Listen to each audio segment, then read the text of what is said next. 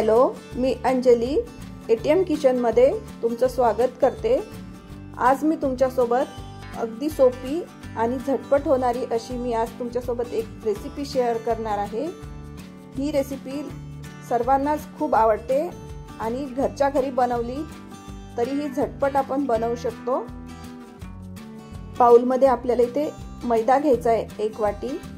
त्यामध्ये चवीनुसार थोडंसं इथे मीठ टाकायचं आणि नंतर हे कोरडंच आपल्याला व्यवस्थित आधी मिक्स करून घ्यायचं आहे। आणि मी आज तुमच्यासोबत मोमोजची रेसिपी शेअर करणार आहे। त्यानंतर यामध्ये आपल्याला थोडं पाणी टाकून एक डो बनवून घ्यायचा आहे। आणि आपण पोळ्यासाठी जी कणिक मळतो त्यापेक्षा आपल्याला थोडासा हार्ड डो इथे मळून घ्यायचा आहे। त्यामुळे आपल्याला मोमोजला शेप द्यायला सोपी जाईल। यामध्ये तेल न वापरताच मी डो मळून घेत आहे। तुम्ही यामध्ये थोडंसं तेल वापरलं तरी चालेल। आणि आपल्याला इथे थोडा हार्ड डो मळून घ्यायचा आहे आणि त्याला व्यवस्थित मळून त्याला आपल्याला 30 मिनिटं इथे आपल्याला रेस्ट द्यायची आहे। आणि तुमच्याकडे जास्त वेळ असेल तर तुम्ही इथे जास्त वेळ त्याला रेस्ट देऊ शकता। त्यामुळे आपला डो छान व्यवस्थित सेट होईल आणि त्यापासून आपल्याला मोमोज बनवायला इझी जाईल। आता स्टफिंग बनवून घेऊया। त्यासाठी पत्ताकोबी बारीक मी किसून घेतलेली आहे। त्यानंतर त्यामध्ये बारीक चिरलेला कांदा टाकायचा आणि इथे मीठ टाकायचं। मीठ आहे इथे थोडंसं आपल्याला लागतं त्यापेक्षा थोडंसं जास्त टाकायचं आणि हे व्यवस्थित मिक्स करून घ्यायचं। इथे आपण जे मीठ टाकलेलं आहे ते मीठ थोडंसं जास्त टाकलं कारण आपण यामध्ये नंतर मीठ नाही वापरणार आहे। त्यासाठी मी इथे थोडंसं मीठ आधीच जास्त टाकलेलं आहे। आता हे व्यवस्थित मिक्स करून आपण याला 5 मिनिटं रेस्ट देऊया। आणि 5 मिनिटानंतर या भाज्यांमधलं आपल्याला पाणी काढून टाकायचं आहे। त्यासाठी एक बाउल घ्यायचं, त्यामध्ये मलमलचा कपडा आपल्याला टाकून घ्यायचा आहे आणि त्यामध्ये आपण ज्या भाज्यांना मीठ लावून ठेवलं होतं त्या भाज्या टाकायच्या आहे। आणि त्या मलमलच्या कपड्याच्या साहाय्याने आपल्याला भाज्यातील सर्व पाणी काढून टाकायचं। आणि इथे तुम्ही हाताने सुद्धा दाबून पाणी काढू शकता, पण त्यापेक्षा मलमलच्या कपड्यामध्ये जर तुम्ही भाज्या टाकल्या तर पाणी काढायला सोपी जाते आणि आपल्या भाज्या पण व्यवस्थित छान कोरड्या होतात। या पद्धतीने आपल्याला दाबून भाज्यातलं सर्व इथे पाणी काढून टाकायचं आहे।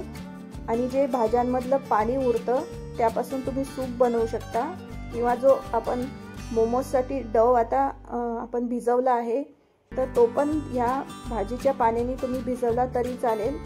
किंवा तुम्ही पराठे वगैरे बनवत असाल तर त्यामध्ये सुद्धा पण ह्या भाज्यांच्या पाण्याचा उपयोग केला तरी चालतो। आता आपण व्यवस्थित सर्व इथे पाणी काढून घेऊया आणि भाजी आपल्याला छान कोरडी करून घ्यायची आहे। त्यामध्ये थोडंसुद्धा इथे आपल्याला पाणी नाही राहू द्यायचं आहे। मी इथे पत्ताकोबी आणि कांदा वापरत आहे। तुम्ही गाजर इथे फरसबी बारीक चिरून ते पण इथे टाकलं तरी चालतं। आता इथे आपल्या भाज्यांमधलं पाणी व्यवस्थित काढून झालं आहे। आता आपण त्याला मोकळं करून घेऊया आणि त्यानंतर त्यामध्ये बाकीचे इन्ग्रेडियंट्स आपण टाकून घेऊ। इथे आपल्याला बारीक चिरलेली शिमला मिरची टाकायची आहे। मी क्रश केलेली इथे मक्का वापरला आहे म्हणजे स्वीट कॉर्न। लसण टाकलेलं आहे, आलं टाकायचं आहे आपल्याला इथे आणि कोथिंबीर टाकायची आहे, काळी मिरी पावडर। आणि हे व्यवस्थित मिक्स करून घ्यायचं। मिक्स झाल्यानंतर त्यामध्ये आता आपल्याला इथे मीठ नाही टाकायचं आहे। समजा टेस्ट करून बघायचं तुम्ही आधी आणि तुम्हाला गरज असेल तरच तुम्ही इथे मीठ टाका। मी इथे टेस्ट करून बघितलं तर मला मिठाची इथे गरज नाही लागत आहे म्हणून मी इथे मीठ नाही टाकणार आहे। इथे आपलं स्टफिंग तयार आहे। आता आपण मोमोज बनवायला सुरुवात करूया। त्यासाठी सर्वात आधी आपल्याला जो आपण डो बनवून घेतलेला आहे त्यावर आपल्याला इथे थोडंसं तेल टाकायचं आणि व्यवस्थित आपल्याला 5 ते 7 मिनिटं व्यवस्थित मळून घ्यायचं आहे। त्यामुळे आपले मोमोज एकदम सॉफ्ट आणि ट्रान्सपरंट इथे तयार होतील। त्यासाठी इथे आपल्याला डो मळून घेणं खूप आवश्यक आहे। त्यानंतर आता आपण त्याचे छोटे छोटे बॉल्स बनवून घेऊया। तुम्हाला ज्या साईजचा मोमो बनवायचा आहे त्या साईजचे तुम्ही इथे बॉल आधी बनवून घ्यायचे, नंतर त्याला गोल शेप द्यायचा आहे। आणि माझ्या चॅनलला तुम्ही जर नवीन असाल तर माझ्या चॅनलला सबस्क्राइब करा आणि माझ्या रेसिपी जर तुम्हाला आवडत असतील तर त्याला लाईक आणि शेअर नक्की करा। आता आपण सर्व बॉल्स इथे तयार करून घेऊ आणि त्यानंतर आपल्याला त्या बॉल्समध्ये थोडंसं इथे तेल टाकायचं आहे आणि ते तेल सर्व आपल्याला बॉल्सला कोट करून घ्यायचं आधी आणि व्यवस्थित तेल कोट करून झाल्यानंतर त्यामध्ये आपल्याला थोडासा कोरडा मैदा टाकायचा आहे आणि मैदा पण आपल्याला व्यवस्थित त्या बॉल्सला व्यवस्थित कोट करून घ्यायचं, त्यामुळे आपले बॉल्स एकामेकाला चिटकतील नाही आणि आपल्याला जी आपण मोमोजची पारी लाटणार आहे ती पण आपल्याला लाटायला सोपी जाईल। आता आपण मोमोज बनवायला सुरुवात करूया। त्यासाठी एक आपल्याला गोळा घ्यायचा आहे आणि त्याला छान आपल्याला पुरीच्या शेपमध्ये आणि खूप जाड पण नाही आणि खूप पातळ पण नाही, या पद्धतीने आपल्याला ती पुरी आपल्याला व्यवस्थित लाटून घ्यायची आहे। मी आधी 1-2 पुऱ्या इथे आधी लाटून मोमोज सोबत जी चटणी मी सर्व करणार आहे त्याची रेसिपी मी आधी शेअर केलेली आहे आणि त्या रेसिपीची लिंक मी डिस्क्रिप्शन बॉक्समध्ये दिलेली आहे, तिथे जाऊन तुम्ही चेक करू शकता।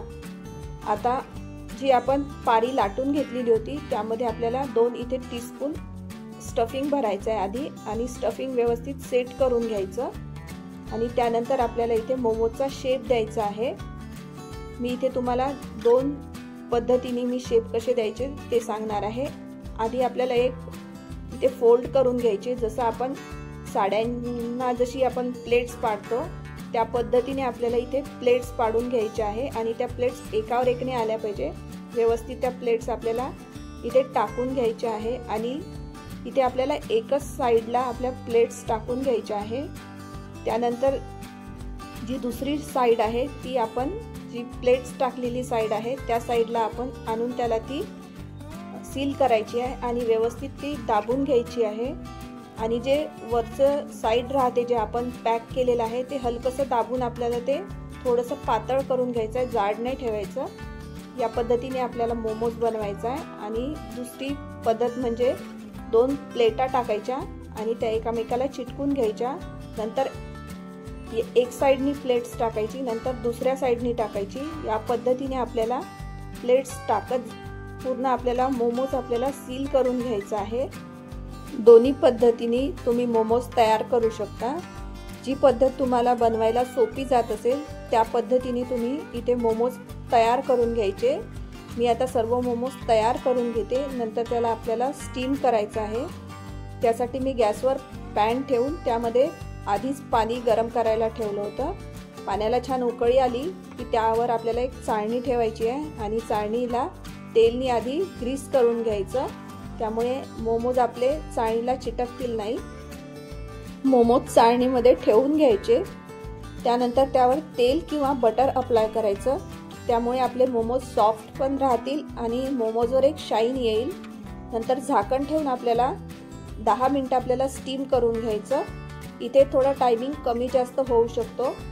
नंतर आपल्याला मोमोज इथे चेक करायचे आहे आणि मोमोज थोडेसे असे ट्रान्सपरंट झाले की आपले मोमोज तयार आहे। इथे आपले मोमोज व्यवस्थित स्टीम झालेले आहेत। आता आपण मोमोज सर्व करूया।